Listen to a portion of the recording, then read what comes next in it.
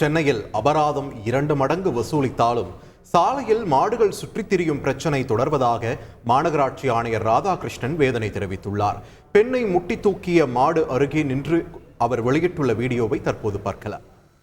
கடன் தாண்டை விட நம்மளோட தெருவில் சுற்றும் மாடு பிரச்சனை சற்று குறைவாக 50% கம்மியானால் கூட இது வரைக்கும் நம்ம 1217 மாடுகளை இம்பவுண்ட் பண்ணியிருக்கோம்.